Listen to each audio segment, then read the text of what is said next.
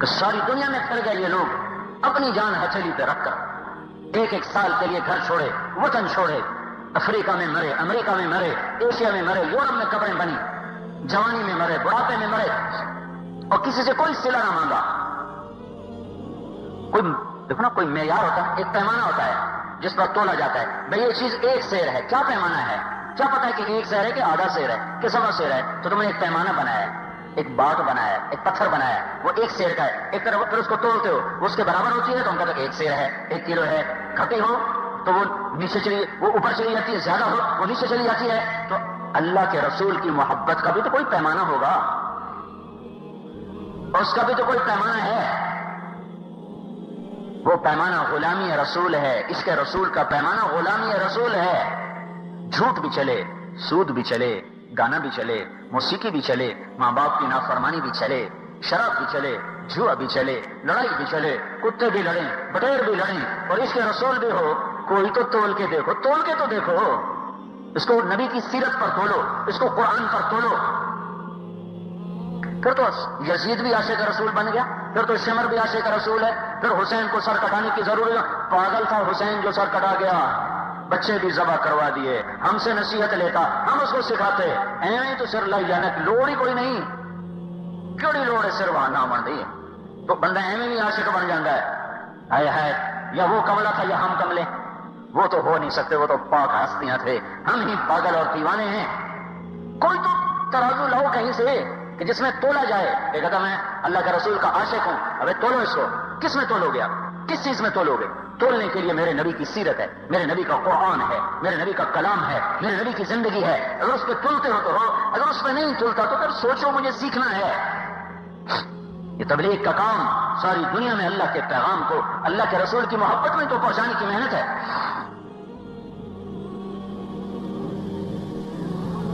لاکھوں کروڑوں انسان برائی چھوڑ کر اللہ کے رسول کے غلام، جنید جمشید جیسے ناچنے والے ممبر کے رسول پہ بیٹھ کر اللہ کا پیغام سنانے والے بنے، تو بھائیو اگر اس کا نام گستاخی ہے تو عشق کس چیز کا نام ہے؟ جنید جمشید جب ناچ رہا تھا، اور ناچنے والے گانے والے اور کیا کچھ کرتے ہیں اور وہ کیا کچھ نہیں کرتے، وہ سب کچھ کر رہا تھا۔ اگر میں نے اسے گستاخ رسول بنانا ہوتا کہ شاباش سے اور بھی کر، تو اس کو جو وہاں سے اتار کر مسجد میں لا رہا ہے، کوئی بھی لا رہا ہے اور اس کی منتیں کر رہا ہے، یہ ایک مثال دے رہا ہوں، ایسے کروڑ لاکھ نمونے، اور وہ آتا ہے، پھر وہ روتا ہے، پھر داڑھی رکھتا ہے، وہ پگڑی باندھتا ہے، پھر وہ اللہ کا پیغام سنانے انگلستان جاتا ہے، وہاں میری اس سے ملاقات ہوتی ہے، مجھے کہتا ہے ہماری صاحب ایک زمانہ تھا یہاں میں گانا گانے آتا تھا، آج میں اللہ کے نبی کا پیغام لے کر آیا ہوں۔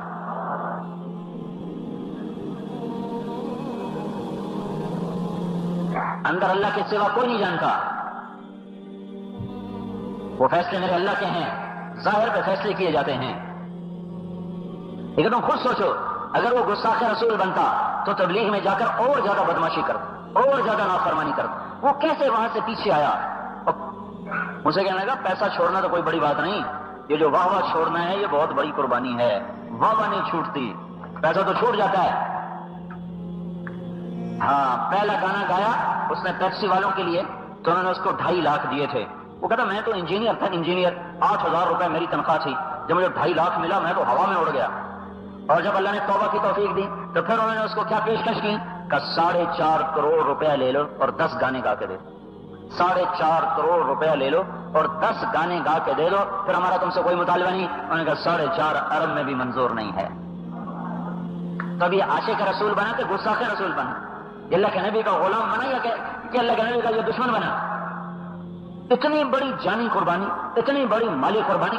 اور ایک دن اس کا مجھے فون آیا، کہنے لگا مولوی صاحب آج میرے گھر میں ماں کی دوائی کے بھی پیسے کوئی نہیں، مجھے کاروبار تو آتا نہیں، یہی موسیقی میری کمائی تھی، آج میرے گھر میں اتنے پیسے نہیں کہ میں ماں کے لیے دوائی لا سکوں۔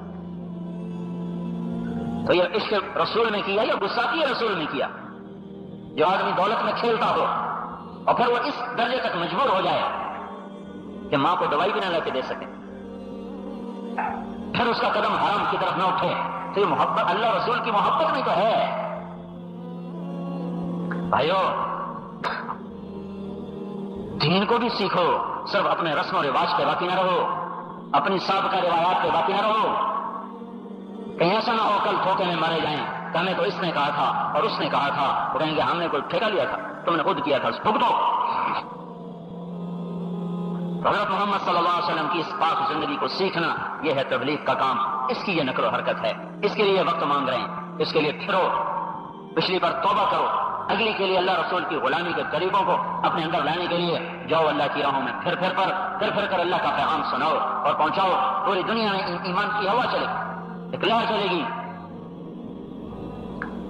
تو بھائی آج تک جو اللہ رسول سے نافرمانی کی اور بغاوت کی، اس پہ توبہ تو کرو سارا مجموعہ۔ 4 مہینے تک نہیں جاؤ گے کہ نہیں جاؤ گے؟ توبہ تو کر کے جاؤ، یہ مطالبہ تو میرا ناجائز نہیں ہے نا کہ آج تک جس عمر میں بیٹھے ہو، 20 سے لے کر 80 سال تک جس عمر میں بیٹھے ہو، آج یہاں سے توبہ کر کے اٹھو کہ یا اللہ پچھلی معاف کر دے، آئندہ تیرے اور تیرے رسول کے غلام بن کے چلیں گے۔ یہ نیت کرتے ہو سارے؟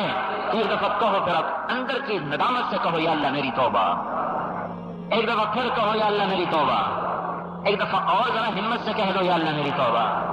یہ توبہ اس لیے کہتا ہوں، 3 دفعہ اس لیے کہلواتا ہوں کہ تیسری دفعہ تمہارا دل بول پڑے کہ یا اللہ میری توبہ۔ اور جب کوئی آدمی دل سے کہتا ہے یا اللہ میری توبہ، تو مجھے میرے رب کی عزت کی قسم اس کی پچھلی زندگی کے سارے گناہ معاف ہو جاتے ہیں، وہ ایسے ہوتے جیسے آج ماں کے پیٹ سے نکلا ہوں۔ تو آپ کو مبارک ہو، آپ کے پچھلے سب معاف ہو گئے۔ ہاں بس 2 باتیں باقی رہ گئی، نماز چھوڑی معاف ہو گئی، قضا باقی ہے، دیتے رہنا، کسی کا حق مارا گناہ معاف ہو گیا، گناہ معاف ہو گیا، اب اس حق کے ادا کرنے کی صورت بناتے رہنا۔ تو آج آپ ایسے اٹھو گے یہاں سے جیسے ماں کے پیٹ سے نکلے ہو۔ ساری دنیا کے انسانوں سے توبہ کروانی ہے اور ساری دنیا کے انسانوں تک اس پیغام کو پہنچانا ہے، یہ ہماری ذمہ داری ہے، ختم نبوت کی، نہ کہ تبلیغی جماعت کی۔ اگر اللہ کے نبی کو آخری نبی مانتے ہیں، ہم مانتے ہیں نہیں مانتے بھائی، تو پھر تبلیغ کا کام ہماری ذمہ ہے، دین پہ چلو بھی صحیح، دین کو پھیلاؤ بھی صحیح۔ تو اللہ سارے عالم میں ہوا چلائے گا، تو بھائی اس کے لیے 4 مہینے کے ارادے کرو، 40 دن کے ارادے کرو۔ اگلے مہینے آپ کے کشمیر کا اجتماع ہو رہا ہے میرپور میں، اس سے 4 مہینے کے، 40 دن کے، 10 دن کے کچھ نہ کچھ وقت لے کر نکلو، دیکھو تو صحیح، فائدہ ہو تو چلتے رہنا، نہ ہو تو پابندی تو کوئی نہیں۔ اب بولو بھائی توبہ تو سب نے کر لی نا بھائی، سب نے، باہر والے بھی، ابھی باہر والے بھی کر لی توبہ ماشاء اللہ، اندر والے بھی۔ اب بولو بھائی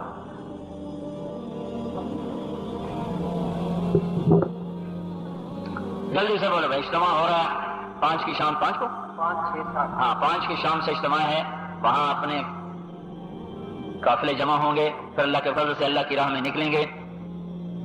تو اس سے آپ بولو بھائی، ارادے کرو بھائی۔ پہلا نام کس کا جی؟ بسم اللہ کر کے یہاں والے مقامی لوگ بولیں جی، شاہب الدین جی، کتنا جی؟ جی کتنا وقت؟ بھائی یہ بنو والے بیٹھو بھائی، یہاں والے بولو، یہاں والے بھائی تشریف رکھے، دعا تک سارا مجمع بیٹھا رہے، یہاں والے بولو، سارا مجمع بیٹھا رہے جی۔ بسم اللہ جی، اجتماع سے 4 مہینے جی انشاءاللہ جی ماشاء اللہ۔ اور ارشاد فرمائیے جی، کیا ارادہ ہے؟ کیا ارادہ ہے؟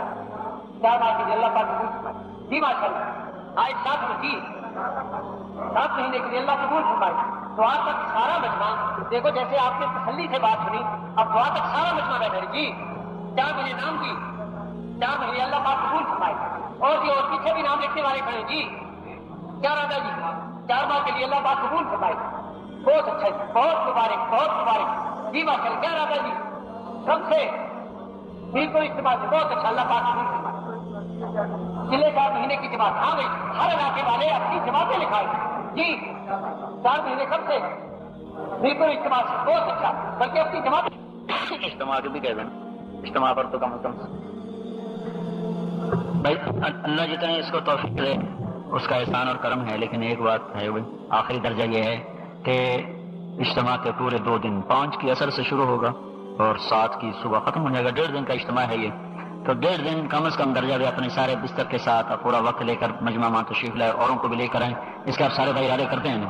کون بھائی ارادے کرتا ہے اس کے؟ انشاءاللہ ہاتھ ہی کھڑے کر دوں بستر لے کر بھائی، واہ بھائی واہ، مبارک ماشاءاللہ، دل نہ قبول کرے۔ آخری گزارش یہ ہے بھائیو کہ اللہ تعالیٰ کے نبی نے دنیا سے جاتے ہوئے 2 نصیحتیں کی تھی، 2 وصیتیں تھیں جو آپ کی زندگی کا خلاصہ ہیں۔ 23 برس محنت کی اور جاتے ہوئے 2 باتوں میں سارا دین بیان کر دیا۔ آپ نے ارشاد فرمایا الصلاۃ وما ملکت ایمانکم، اے میری امت میری آخری 2 باتیں یاد رکھنا، ایک نماز نہ چھوڑنا اور ایک اپنے ماتحتوں سے غریب، مسکین، مزدور، ملازم، نوکر، غلام، یہ جتنا طبقہ ہے، اگر اللہ تمہیں رزق دے اور اللہ تمہیں طاقت دے تو ان سے اچھا سلوک کرنا، ان سے بدتمیزی نہ کرنا. یہ بات آپ مسلسل دوہرا رہے تھے. الصلاۃ وما ملکت ایمانکم، الصلاۃ وما ملکت ایمانکم. پورا دین دو حصوں میں تقسیم ہوتا ہے، ایک حقوق اللہ ہے، دوسرا حقوق العباد ہے. ان دو لفظوں میں سارا دین آ جاتا ہے. حقوق اللہ میں نماز سب سے اعلیٰ درجے کی چیز ہے، اور حقوق العباد میں لوگوں سے حسن سلوک، یہ سب سے اعلیٰ درجے کی بات. انسان کا ایمان بھی مکمل اس وقت ہوتا ہے جب اس کے اخلاق مکمل ہوتے. ایک شخص نے عرض کی یا رسول اللہ میں چاہتا ہوں میرا ایمان مکمل ہو جائے، میرا ایمان مکمل ہو جائے. تو آپ نے ارشاد فرمایا حسن خلقک یکمل ایمانک، تو اپنے اخلاق اچھے کر، تیرا ایمان مکمل ہو جائے گا. تو ایک نماز زندہ ہو جائے سارے ڈڈیال میں، اطراف میں کوئی بے نمازی نہ رہے، تو اس کی نمازی محنت کریں گے تو چیز آگے پھیلے گی. صرف اپنی نماز پڑھنا ہمارے ذمہ نہیں ہے، ساری امت کو نماز پلانا ہماری ذمہ داری ہے. تو آپ سارے بھائی نیت فرماؤ کہ سارے علاقے کو 5 وقت کی نماز پلانا ہے. نیت تو کرو، اپنی رات سے شروع کرو، اللہ کا ارادہ ہوگا تو 100% ہو جائے گا. اللہ کا فضل ہے بہت سے علاقے ایسے ہو چکے ہیں جہاں آپ لوگ 100% نماز پڑھنے والے بن چکے ہیں. دوسری چیز جو اللہ کے نبی نے فرمائی تھی وہ تھی حسن سلوک آپس کا، اور خاص طور پہ غریب لوگوں کا. اس میں 2-3 باتیں ہیں جو بہت بڑی تباہی لاتی ہیں. ایک غیبت، پیٹھ پیچھے لوگوں کی برائی کرنا اور ان پر تنقید کرنا. اس سے دل اتنے پھٹتے ہیں کہ بم کے پھٹنے سے بھی ایسی دیواریں نہیں پھٹتی جیسے غیبت کے کرنے سے دل پھٹ جاتا. دوسرا گالی، ماں بیٹی بہن کی گالی، یہ معاشرے میں ایسی آگ لگاتی ہے کہ سمندر کے پانی بھی اس کا نہیں بجھا سکتا. اور تیسرا جھوٹ. اللہ کے نبی نے فرمایا کہ میرا امتی بزدل بھی ہو سکتا ہے، بخیل بھی ہو سکتا ہے، کنجوس بھی ہو سکتا ہے، لیکن میرا امتی جھوٹ نہیں بول سکتا. یہ 3 کام اپنے گھر سے، بازار سے، دفتر سے، ماحول سے، دیہات سے صاف کر دیں. اپنی ذات سے شروع کر دیں اور اس کے بعد کسی کو جتنا ہی غصہ چڑھے گالی نہیں دینی، کسی کی پیٹھ پیچھے برائی نہیں کرنی، جھوٹ نہیں بولنا. تو آپ کے اپنے سینے میں اللہ ایسی روشنی پیدا کرے گا کہ سورج بھی اس کے سامنے ماند پڑ جائے گا، اور اللہ تعالیٰ آپ کو ایسی ٹھنڈک عطا فرمائے گا کہ رب ذوالجلال کی قسم جنت کی ٹھنڈک آپ اپنے سینے میں دنیا میں محسوس کرو گے. تو یہ 2 باتیں زندہ کرنی ہیں. ایک نماز، جب اذان ہو نا یہ سارے بازار بند ہو جائیں. آپ تو بڑے نیک لوگ ہیں، پنجاب کی نسبت آپ بڑے اچھے لوگ ہیں. ہمارے یہاں تو برائی بارش کے قطروں کی طرح برس رہی ہے اور گھاس کے تنکوں کی طرح اگ رہی ہے. میں پہلے بھی میرپور تک آیا تھا، ادھر نہیں آیا تھا، سو یہ سڑک خراب تھی اور ہم نے وہیں 1 ہفتہ کام کیا تھا. اور آپ میں دین پنجاب سے بہت زیادہ ہے، آپ کے یہاں دین کی عظمت اور قدر اور محبت میرے علاقے سے بہت زیادہ ہے. اور آپ کے نوجوان ہمارے پنجاب کے نوجوانوں سے زیادہ نیک ہیں، آپ کے مالدار ہمارے پنجاب کے نوجوانوں سے زیادہ متواضع ہیں اور زیادہ دین کے قدردان ہیں. تو آپ کو تو تھوڑی سی محنت سے آپ کا سارا کشمیر ویسے بھی جنت کہلاتا ہے، ایسے بھی جنت بن جائے گا کہ نماز زندہ ہو، اخلاق زندہ ہو، محبت زندہ ہو، گالی کوئی نہ دے، غیبت کوئی نہ کرے، جھوٹ کوئی نہ بولے. اور جو مالدار لوگ ہیں ان سے یہ کہہ رہا ہوں کہ اپنے مال میں سے زکوٰۃ گن کے نکالو. زکوٰۃ پچھلے مال کو پاک کر دیتی ہے، اور 2.5 روپے نکل جانے سے 100 روپے پاک ہو جاتے ہیں، اور 2.5 روپے باقی رہ جائیں تو سارا 100 بھی ناپاک ہو جاتا ہے.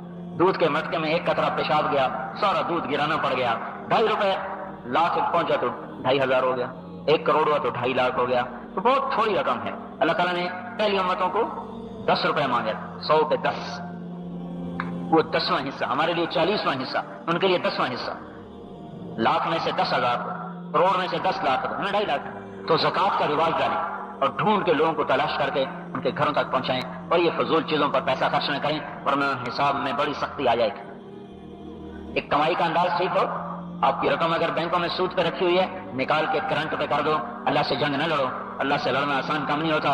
یہ واحد کام ہے جس پر اللہ نے کہا میں اعلان جنگ کرتا ہوں. نماز چھوڑ دی، روزہ چھوڑ دیا، زکوٰۃ چھوڑ دی، حج چھوڑ دی، گنہگار ہے، اللہ پکڑے گا اور اللہ سزائیں سنا رہا ہے. لیکن سود اگر نہیں چھوڑتا تو اللہ نے عجب کام کر دیا، کہ میں اور میرا رسول دونوں تمہارے خلاف اعلان جنگ کرتے ہیں. فَأْذَنُوا بِحَرْبٍ مِّنَ اللَّهِ وَرَسُولِهِ، تیار ہو جاؤ، تیار ہو جاؤ، میں اور میرا رسول تم سے لڑنے کے لیے آ رہے ہیں. تو رکھو بینک میں پیسہ، سود پہ نہ رکھو، ویسے رکھو. جو آج تک لیا ہے اس پہ اللہ سے معافی مانگو. بعض اوقات انفرادی طور پر بھی لوگ سود پہ پیسہ دیتے ہیں، اس پر بھی اللہ سے معافی مانگو. اور اللہ تعالیٰ کا قرآن کہہ رہا ہے کہ 2 آدمی سب سے زیادہ جہنم میں سزا پائیں، 2، ایک قتل کرنے والا اور ایک سود کھانے والا. ایمان والوں میں جہنم کے 2 حصے ہیں، ایک ہے کافروں کے لیے، اس میں 6 حصے ہیں، ایک ہے مسلمانوں کے لیے، اس میں 1 حصہ ہے. جو حصہ مسلمانوں کے لیے ہے اس کا نام ہے جہنم، پھر اس کے نیچے حطمہ ہے، لغا ہے، سعیر ہے، سقر ہے، جحیم ہے، حاویہ ہے، ایسے اس میں نیچے درجے چلے جاتے ہیں. جہنم اہل ایمان کے لیے ہے. اہل ایمان میں جو دوزخ میں گیا سب سے زیادہ عذاب 2 آدمیوں کو ہوگا، ایک سود کھانے والا اور ایک قتل ناحق کرنے والا. تو بھائیو اللہ تعالیٰ سے مانگو کہ اللہ اس سے ہماری تجارت کو پاک کر دے. جب جو غربت آتی ہے نا وہ کبھی آبادی کے زیادہ ہونے سے کبھی نہیں آتی، نہ کبھی آئے گی، نہ پیچھے کبھی آئی، نہ آج ہے نہ آئندہ ہے. ہمیشہ غربت سودی نظام کی وجہ سے آتی. سود، سٹا اور جوا. جس معاشرے میں یہ 3 کام ہوں گے، سود پہ کام ہوگا، سٹے پہ کام ہوگا، جوئے پہ کام ہوگا، وہ معاشرہ 15 کروڑ کی آبادی کا ہو یا 15 لاکھ کی آبادی کا، وہ فقیر ہو جائے گا، فقر آئے گا. تو یہ فقر اس لیے نہیں ہے کہ آبادی زیادہ ہے، یہ فقر اس لیے ہے کہ سود ہے اور جوا ہے اور سٹا ہے. تو مہربانی کر کے بھائی اپنے بازاروں کو بھی اس سے پاک کرو، اپنے گھروں کو بھی اس سے پاک کرو، خود بھی حلال کھاؤ، اولاد کی بھی حلال کھلاؤ. اگر حلال اللہ زیادہ دے تو اس میں سے زکات نکالو، زکات کا بھی اوپر دو تو اللہ تعالیٰ آپ کو نہال کرے گا، خوشحال کرے گا. غریبوں کی دعائیں لوگے، ان دعاؤں سے وہ کام بنے گے جو سونے چاندی کے ڈھیر اکٹھے کرنے سے بھی نہیں بنے گے. آپ کے گاؤں میں دیہات میں جماعتیں آئیں تو ان کو مشوروں سے مت نکالو، انہیں رہنے تو دو، نہ سنو نہ رہنے تو دو. ان کی سنو تو صحیح وہ کہتے کیا ہے، کبھی بیٹھ کے سنو تو صحیح وہ کیا کہتے ہیں. اگر وہ کوئی غلط بات کہتے ہیں تو ان کو پیار محبت سے سمجھا دو بھائی یہ بات تمہاری غلط ہے، یہ ٹھیک تو خود آئے بیٹھے. یہ تو کوئی نہ طریقہ ہے نہ سلیقہ ہے، نہ یہ کوئی مروت ہے، نہ یہ کوئی انسانیت ہے کہ اللہ کے گھر سے نکال دینا. اب میں خود بھی کئی دفعہ نکلوں اس لیے بتا رہا ہوں. بستر اٹھا کے باہر پھینک رہے، اگر مسجد دھو بڑی مسجد ناپاک ہو. اللہ کے بندو وہ مسجد تو کتا گزر جائے تو ناپاک نہیں ہوتی ہے، تو انسان کا بچہ ہے. اللہ کے نبی کی مسجد میں کافر آ کے نہیں بیٹھتے تھے، اللہ کے نبی کی مسجد میں کافر آ کے بیٹھتے تھے. مدینے کی مسجد میں کافروں کے وفد آ کے بیٹھتے تھے اور آپ ان کو مسجد میں بٹھا کے اللہ کی بات سمجھاتے سناتے تھے. آپ نے تو کبھی مسجد کو نہیں دھویا. دھوئے مسجد دھو دو، طائف کا وفد آیا سارے کافر تھے لہذا مسجد دھو دو. یہ ایسی جہالت کی باتیں ہیں. انسان بطور انسان اتنا گرا ہوا نہیں ہے، چاہے کافر ہی کیوں نہ ہو، کہ مسجد میں جائے تو مسجد دھو. یہ نفرتیں ہمیں لے ڈوبیں. میں نے ایک آدمی کو مسافہ کیا تو اس نے ہاتھ ایسے باندھ دی، مسافہ نہیں کیا. میں نے پھر دوبارہ ہاتھ بڑھایا، اس نے پھر ہاتھ یوں باندھ دیا. کہا نہیں. مجھے اتنا دکھ ہوا، اتنا میرا دل کٹا کہ مسافہ تو پکے کافر سے بھی کیا جا سکتا. میرے نبی نے تو منافق کا جنازہ بھی پہنا. مجھے کافر تو نہیں کہہ سکتے کیونکہ میرا ظاہر تو مسلمان والا ہے اور نہ میں کلمہ کفر کا بول میں تو کلمہ ایمان پڑھ رہا ہوں نا، تو مجھے کافر نہیں کہا جا سکتا. ہاں مجھے منافق کہہ سکتے ہو. تو تمہارے اور میرے نبی نے منافق کا جنازہ پڑھایا. تو یہ مسافہ بھی نہیں کر رہا. یہ کون سا اسلام ہے؟